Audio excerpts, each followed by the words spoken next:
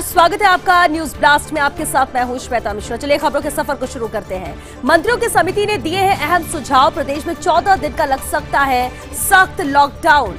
किराना, फल, सब्जी, दूध, शराब तक की दुकानें यहां पर बंद हो सकती हैं। विवाह समारोह पर भी प्रतिबंध लग सकता है। प्रशासन वार्डवार टीमें बनाकर घरों तक आपूर्ति करेगा। दूध, सब्जी व जरूरी सामान की आपूर्ति की जाएगी। पुलिस थाने का बीट कांस्टेबल व बीएलओ सहित 5 सदस्यीय टोलियां यहां पर होगी। वैसे अगर शनिवार से लागू होगा लॉकडाउन तो आम नागरिकों को जरूरी सामान खरीदने के लिए पर्याप्त समय मिलेगा। मंत्रियों की समिति के सुझाव पर मुख्यमंत्री गहलोत आज शाम तक अंतिम फैसला इसे लेकर कर सकते हैं। आज शाम तक फैसला लिया जा सकता है, लेकिन मंत्रियों की समिति ने अहम सुझाव इसे लेकर दिए हैं। प्रदेश में 14 दिन का सख्त लॉकडाउन लग सकता है। किराना, फल, सब्जी, दूध, शराब तक की दुकानें यहां पर बंद हो सकती हैं। विवाह समारोह पर भी प्रतिबंध लग सकता है। प्रशासन वार्डवार टीमें बनाकर घरों तक आपूर्ति करेगा दूध, सब्जी और जरूरी सामान की। इधर पुलिस थाने का बीट कांस्टेबल व बीएलओ सहित 5 सदस्यीय टोलियां होंगी। वैसे अगर शनिवार से लॉकडाउन लागू होगा तो आम नागरिकों को जरूरी सामान खरीदने के लिए भी पर्याप्त समय यहां पर मिलेगा। मंत्रियों की समिति के सुझाव पर मुख्यमंत्री गहलोत आज शाम अंतिम फैसला करेंगे।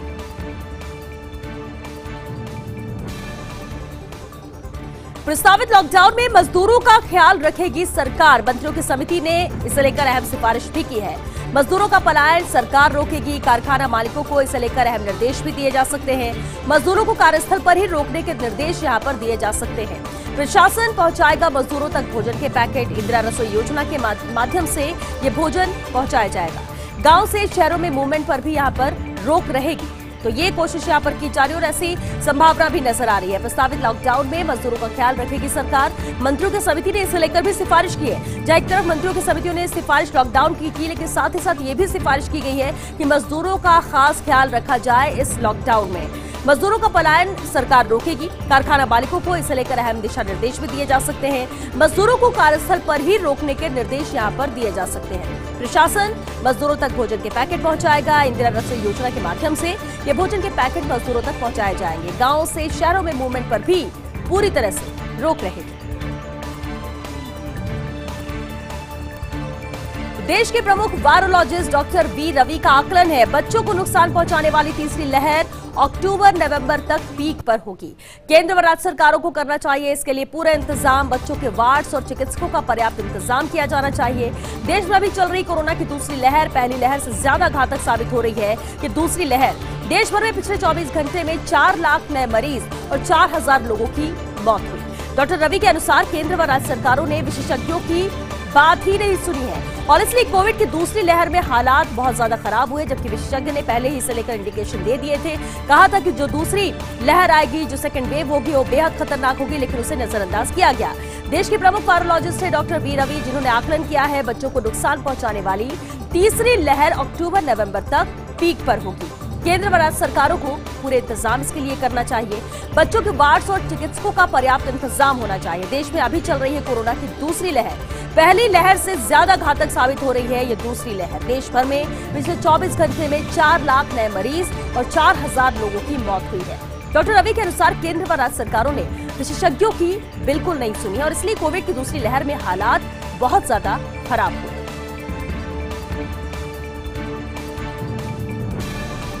ट्वीट श्रृंखला के जरिए अपनी भावना व्यक्त की है। केडीएसए चौकड़ी को बताया पार्टी की दुर्गति के लिए जिम्मेदार। केडीएसए का मतलब है कैलाश विजयवर्गीय, दिलीप घोष, आरएसएस नेता शिव प्रसाद और अरविंद। कहा कि नेताओं ने तृणमूल कांग्रेस से आए घटिया नेताओं को टिकट दिए। इससे भाजपा विचारधारा वाले संघर्षशील कार्यकर्ता दुखी एवं नाराज हुए। इन केंद्रीय नेताओं ने पूरी जानकारी नहीं दी केंद्रीय नेतृत्व को और इसलिए केंद्रीय नेताओं की कोई गलती नहीं है। आने वाले दिनों में बंगाल भाजपा से बड़े पैमाने पर पलायन भी हो सकता है। पहला पलायन उन नेताओं का होगा जो तृणमूल छोड़कर भाजपा में आए हैं।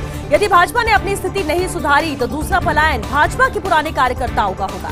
ट्वीट के बाद भाजपा के टॉप नेतृत्व ने तथागत रॉय को दिल्ली बुलाया है। जिस तरह से ट्वीट यहाँ पर किया गया है और उसके बाद दिल्ली तलब भी किए गए हैं तथागत रॉय, लेकिन बेहद अहम ट्वीट श्रृंखला के जरिए उन्होंने अपनी भावना व्यक्त की है। केडीएसए चौकड़ी को उन्होंने बताया है पार्टी की दुर्गति के लिए जिम्मेदार। केडीएसए का मतलब कैलाश विजयवर्गीय, दिलीप घोष, आरएसएस नेता शिव प्रसाद और अरविंद। इन्होंने कहा कि नेताओं ने तृणमूल कांग्रेस से आए घटिया नेताओं को टिकट दिए। इससे भाजपा विचारधारा वाले संघर्षशील कार्यकर्ता दुखी एवं नाराज हुए। इन केंद्रीय नेताओं ने पूरी जानकारी नहीं दी केंद्रीय नेतृत्व को, इसलिए केंद्रीय नेताओं की कोई गलती इसमें नहीं है। आने वाले दिनों में बंगाल भाजपा से बड़े पैमाने पर पलायन हो सकता है। पहला पलायन उन नेताओं का होगा जो तृणमूल छोड़कर भाजपा में आए, और यदि भाजपा ने अपनी स्थिति नहीं सुधारी तो दूसरा पलायन भी भाजपा में होगा। भाजपा के पुराने कार्यकर्ताओं का यह पलायन होगा। ट्वीट के बाद भाजपा के टॉप नेतृत्व ने अब तथागत रॉय को दिल्ली तलब किया है। राजधानी जयपुर में फिर कोरोना ब्लास्ट। पिछले 24 घंटे में 3,440 नए कोरोना मरीज मिले हैं। तो राजधानी जयपुर में फिर से कोरोना ब्लास्ट हुआ है। पिछले 24 घंटे के आंकड़े जिस तरह के सामने आए हैं, 3,440 नए कोरोना मरीज मिले हैं जयपुर में। तो राजधानी जयपुर का ये आंकड़ा है पिछले 24 घंटे का, और एक बार फिर से नजर आता है राजधानी जयपुर में कोरोना का ये ब्लास्ट। इन आंकड़ों के जरिए पिछले 24 घंटे में ये आंकड़ा 3,440 का है। कोरोना मरीज मिले हैं, इसमें ये नए पेशेंट हैं, नए कोरोना पॉजिटिव पेशेंट जो सामने आए 3,440 का ये आंकड़ा है, और ये आंकड़ा है पिछले 24 घंटे का। हालांकि माना जा रहा था, और जिस तरह के आंकड़े समझ में आ रहे थे, कुछ दिनों पहले जयपुर के आंकड़ों में गिरावट नजर आ रही थी। जो बढ़ते क्रम में थे वो घटते क्रम में नजर आते, लेकिन एक बार फिर से जयपुर में कोरोना ब्लास्ट हुआ, जब पिछले 24 घंटे में ये आंकड़ा बढ़ा है। 3,440 नए कोरोना पॉजिटिव केस सामने आए। 14 मई को आखा तीज पर कोरोना की वक्र दृष्टि। 90% शादियां टाली हैं। अब किसी समाज में नहीं है सामूहिक विवाह। आखा तीज पर हर साल हजारों शादियां होती हैं, लेकिन इस बार शादियों के लिए आए सिर्फ 100 आवेदन। विवाह और मांगलिक कार्यों के लिए शुभ माना जाता है आखा तीज। मुख्यमंत्री अशोक गहलोत ने की थी शादियां टालने की अपील। गहलोत की अपील पर लोगों ने शादियां टालने का फैसला लिया था। अब लोग नवंबर, दिसंबर और अगले साल जनवरी के मुहूर्त यहां पर निकलवा रहे हैं। अभी से टाला गया है। 14 मई को आखा तीज पर कोरोना की वक्र दृष्टि पड़ी है। जी हां, 90% शादियां टाली गई हैं, और अब किसी समाज में सामूहिक विवाह नहीं हो रहा है। आखा तीज पर हर साल हजारों शादियां होती हैं, लेकिन इस बार शादियों के लिए आए हैं सिर्फ 100 आवेदन। विवाह और मांगलिक कार्यों के लिए शुभ माना जाता है आखा तीज। मुख्यमंत्री अशोक गहलोत ने शादियां टालने की अपील की थी। गहलोत की अपील पर लोगों ने शादियां टालने का फैसला भी लिया है। अब लोग नवंबर, दिसंबर और अगले साल जनवरी के मुहूर्त निकलवा रहे हैं।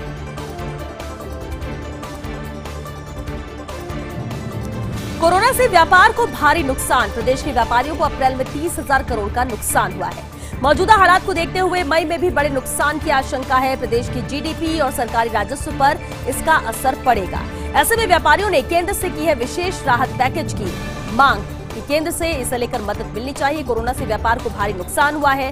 प्रदेश के व्यापारियों को अप्रैल में ही 30,000 करोड़ का नुकसान हुआ है। ये सिर्फ एक महीने का आंकड़ा है नुकसान का, 30,000 करोड़ का। मौजूदा हालात को देखते हुए मई में भी बड़े नुकसान की आशंका यहाँ पर जताई जा रही है। प्रदेश की जीडीपी और सरकारी राजस्व पर इसका असर पड़ेगा। ऐसे में व्यापारियों ने केंद्र से की है विशेष राहत पैकेज की मांग।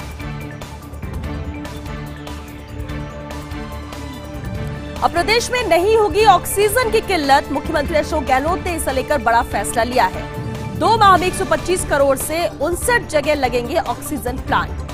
59 स्थानीय निकायों में क्षेत्र में लगाए जाएंगे ऑक्सीजन प्लांट। यूडीएच मंत्री शांति धारीवाल की अध्यक्षता में ये प्रक्रिया तय हुई है। प्लांट के लिए ईओआई कर दी गई है जारी। अस्पतालों में 50 से 2,000 सिलेंडर प्रतिदिन क्षमता के ऑक्सीजन प्लांट लगेंगे, और इसकी तैयारी यहां पर शुरू की जा चुकी है। यानी अब प्रदेश में ऑक्सीजन की किल्लत नहीं होगी, जिस तरह के इंतजाम किए जा रहे हैं। मुख्यमंत्री अशोक गहलोत ने इसे लेकर बड़ा फैसला लिया है।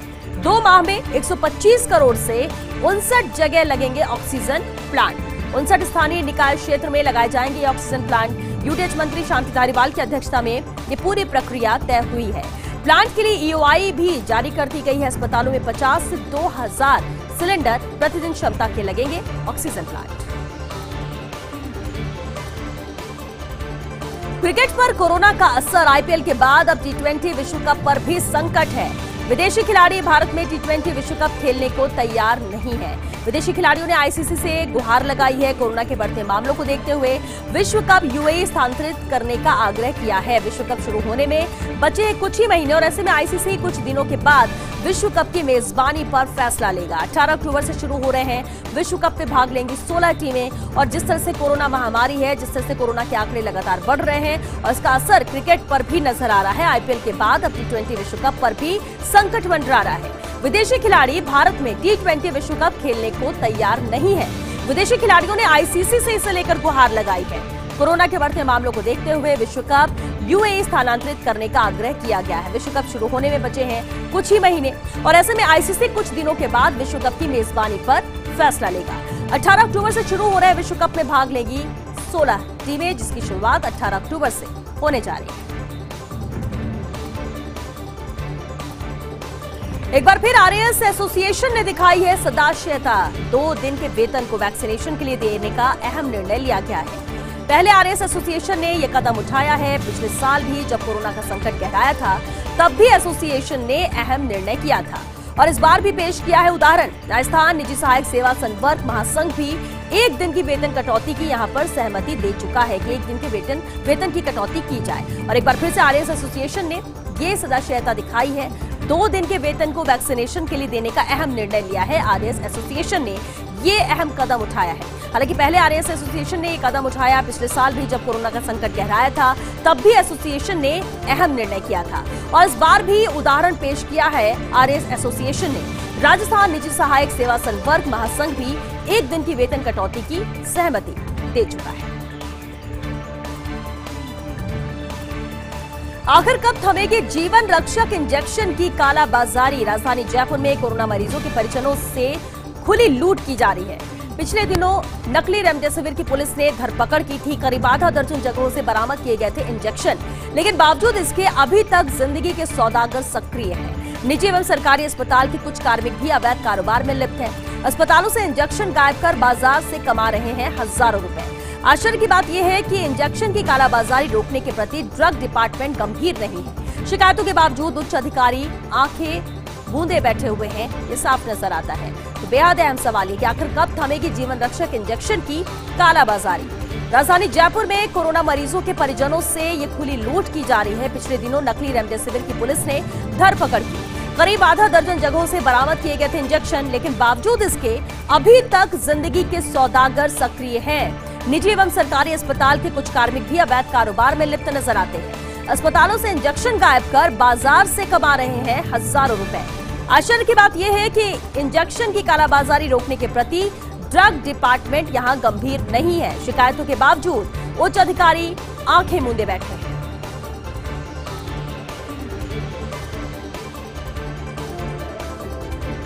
रिटायर्ड आईएएस प्रदीप कुमार बोरला को निष्ठा और वफादारी का बड़ा इनाम मिला है। Rajasthan state power finance corporation में स्वतंत्र निदेशक के रूप में इनकी नियुक्ति हुई है। उनके साथ सीए एसडी शर्मा की भी यहां पर नियुक्ति हुई है। विद्युत कंपनियों के वित्तीय हालात पर नियंत्रण रखता है ये कॉर्पोरेशन। विद्युत कंपनियों के वित्तीय ढांचे को बेहतर बनाने और उसमें सुधार का प्रमुख काम है इनका, और इस लिहाज से प्रदीप को प्रशासन का अनुभव आएगा काम। 31 जुलाई 2020 को रिटायर्ड हुए थे प्रदीप कुमार बोरड़। रिटायरमेंट के 10 माह बाद अहम नियुक्ति मिली है। कॉलेज शिक्षा आयुक्त, संस्कृत शिक्षा आयुक्त पर्यटन में विशिष्ट सचिव, झुंझुनू कलेक्टर, अतिरिक्त मुख्य सतर्कता आयुक्त, सीएम के डीएस और संयुक्त सचिव जैसे अहम पदों पर प्रदीप रह चुके हैं। इन अहम पदों की जिम्मेदारी इन्होंने बखूबी निभाई है और अब एक और कह सकते हैं बड़ा इनाम मिला है रिटायर्ड आईएएस प्रदीप कुमार बोरड़ को। निष्ठा और वफादारी का ये बड़ा इनाम है। Rajasthan state power finance corporation में स्वतंत्र निदेशक के रूप में इनकी नियुक्ति हुई है। उनके साथ सीए एसडी शर्मा की भी यहाँ पर नियुक्ति हुई है। विद्युत कंपनियों के वित्तीय हालात पर नियंत्रण रखता है ये कॉर्पोरेशन। विद्युत कंपनियों के वित्तीय ढांचे को बेहतर बनाने और उसमें सुधार का ये प्रमुख काम करता है, और इस लिहाज से प्रदीप को प्रशासन का अनुभव भी यहाँ पर काम आएगा। 31 जुलाई 2020 को रिटायर्ड हुए थे प्रदीप कुमार बोरड़। रिटायरमेंट के 10 माह बाद उन्हें ये अहम नियुक्ति मिली है। इससे पहले कॉलेज शिक्षा आयुक्त, संस्कृत शिक्षा आयुक्त पर्यटन के विशिष्ट सचिव, झुंझुनू कलेक्टर, अतिरिक्त मुख्य सतर्कता आयुक्त, सीएम के डीएस और संयुक्त सचिव जैसे अहम पदों पर प्रदीप रह चुके हैं। इन पदों की जिम्मेदारी को उन्होंने बखूबी निभाया है। कोरोना की भेंट चढ़ाए पर्यटन विभाग का महत्वपूर्ण आदेश। प्रमुख सचिव के आदेश के बाद भी नहीं शुरू हुए बंद पर्यटन कार्यालय। देश भर में बंद किए गए 20 पर्यटक सूचना केंद्र यहां दोबारा शुरू होने थे। पर्यटन विभाग की तत्कालीन प्रमुख सचिव श्रेया गुहा ने जारी किया था इसे लेकर आदेश। पिछले वर्ष 27 नवंबर को बंद कार्यालय शुरू करने का आदेश जारी किया गया था। 28 जून 2017 को बंद किए गए थे पर्यटक सूचना केंद्र। अन्य विभागों में भेजे गए कार्मिक भी पुनः यहां पदस्थापित किए जाने हैं। तत्कालीन पर्यटन मंत्री विश्वेंद्र सिंह की अनुशंसा पर यह आदेश जारी किए गए थे। अब एक बार फिर कोरोना के चलते पर्यटन गतिविधियां यहां बंद पड़ी हैं और ऐसे में एक बार फिर इन बंद कार्यालयों का खुलना संभव नहीं है।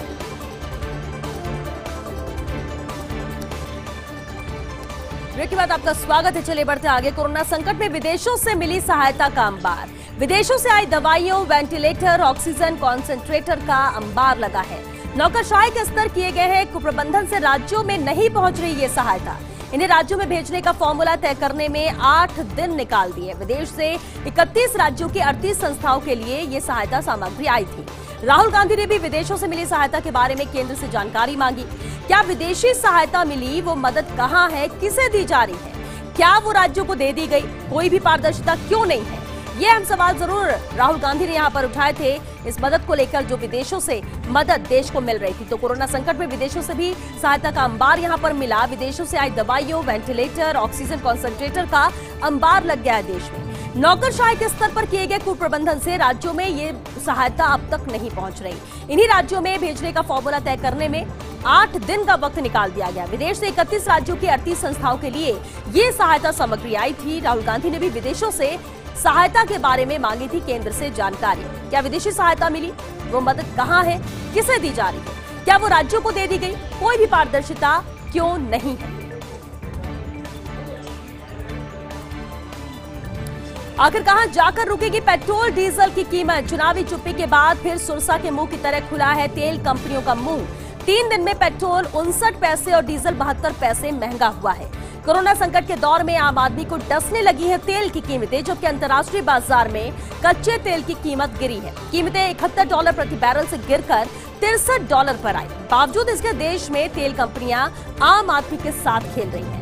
आज पेट्रोल ₹97.36 हुआ तो डीजल ₹89.92 के उच्चतम स्तर पर पहुंच गया है। तेल की कीमतें बढ़ने से खाद्य, निर्माण व अन्य जरूरी वस्तुएं भी यहां पर महंगी हुई। केंद्र पर राज्य सेंट्रल एक्साइज व वैट में कमी को तैयार ही नहीं है। हालांकि राज्य सरकार पिछले दिनों वैट में 2% की कमी कर चुकी है और जल्द ही केंद्र ने कदम नहीं उठाया तो पेट्रोल छूएगा 100 का आंकड़ा।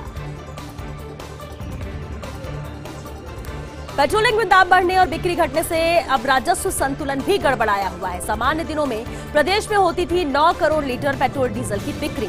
जन अनुशासन टाइम बदलने से ये बिक्री घटी है। प्रदेश में पेट्रोल डीजल की बिक्री 2 करोड़ लीटर के न्यूनतम स्तर पर आई है।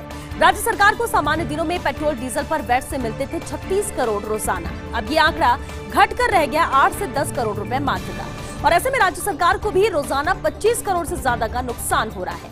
पेट्रोलियम डीलर्स को भी रोजाना 15 करोड़ से अधिक का नुकसान यहां पर झेलना पड़ रहा है। तो प्रदेश में पेट्रोल डीजल की बिक्री 2 करोड़ लीटर के न्यूनतम स्तर पर अब आ गई है। राज्य सरकार को सामान्य दिनों में पेट्रोल डीजल पर वैट से यहां 36 करोड़ रोजाना मिलते थे। अब ये आंकड़ा घटकर महज 8 से 10 करोड़ रुपए रह गया है। और ऐसे में राज्य सरकार को भी रोजाना 25 करोड़ से ज्यादा का नुकसान हो रहा है। पेट्रोलियम डीलर्स को भी रोजाना 15 करोड़ से अधिक का नुकसान हो रहा है।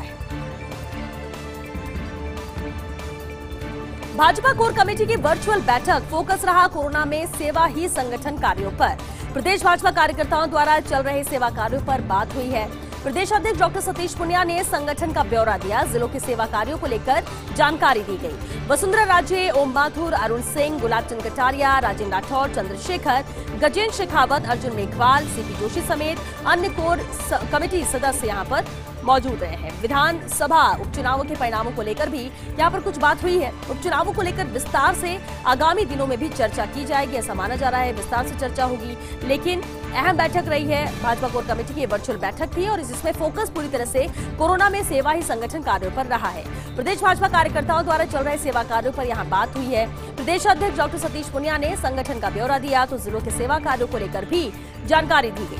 इसमें वसुंधरा राजे, ओम माथुर, अरुण सिंह जुड़े थे। गुलाब चंद कटारिया, राजेंद्र राठौर भी इस बैठक में जुड़े। चंद्रशेखर, गजेंद्र शेखावत, अर्जुन मेघवाल, सीपी जोशी समेत अन्य कोर कमेटी सदस्य भी यहां मौजूद रहे, वर्चुअली इस बैठक में जुड़े थे। विधानसभा उपचुनावों के परिणाम को लेकर भी कुछ बातचीत हुई है। उपचुनावों को लेकर विस्तार से आगामी दिनों में चर्चा होगी, लेकिन आज पूरी तरह से फोकस कोरोना प्रबंधन को लेकर रहा है। देश में कोरोना के नए मामलों का रिकॉर्ड है। देश में 24 घंटे में कोरोना के 4,12,262 नए केस सामने आए। पिछले 24 घंटे में देश में कोरोना से 3,980 लोगों की मौत हुई है। 3,29,113 लोग कोरोना से ठीक भी हुए हैं पिछले 24 घंटे में। देश में अब एक्टिव केसों की संख्या 35,66,398 है। देश में अब तक कोरोना के 2,10,77,410 केस आए। देश में अब तक 16,25,13,1339 लोगों को टीका लगाया।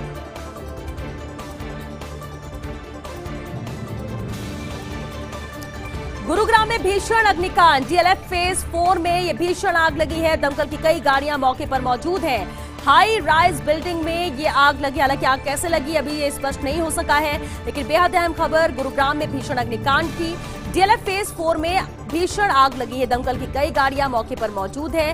हाई राइज बिल्डिंग में आग लगना बताया जा रहा है। यह हाई राइज बिल्डिंग है जिसमें आग लगी, ये तस्वीर आप देख सकते हैं।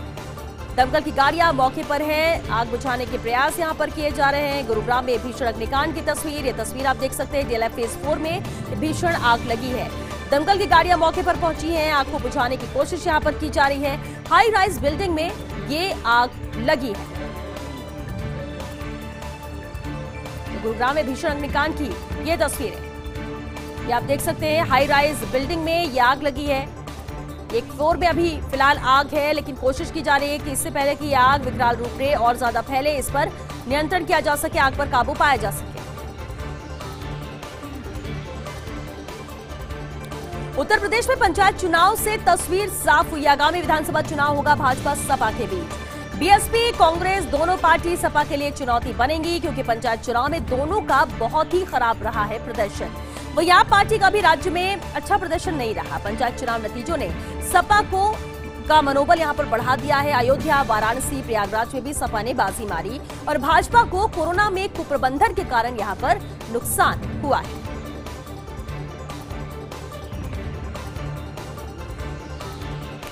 क्या अब संघीय मोर्चा की रखी जाएगी नींव? पहले चंद्रशेखर ने की थी, अब ममता करेंगी पहल। प्रशांत किशोर की भी संघीय मोर्चे में अहम भूमिका रह सकती है। जगन मोहन रेड्डी, स्टालिन, केजरीवाल, उद्धव से पीके के अच्छे संबंध है और ऐसे में पीके इन चारों के साथ ममता को मिला बना सकते हैं संघीय मोर्चा। चंद्रशेखर राव भी ऐसे मोर्चे में शामिल होने का कब से प्रयास कर रहे हैं। 6 बड़े राज्यों, एक केंद्र शासित प्रदेश के मुख्यमंत्रियों का मोर्चा बड़ा होगा। राजनीतिक घटनाक्रम वैसे इसमें दूसरी गैर कांग्रेसी और गैर भाजपा पार्टियां भी शामिल हो सकती है और शायद उत्तर प्रदेश विधानसभा चुनाव के बाद हो सकती है संघीय मोर्चा बनाने की पहल।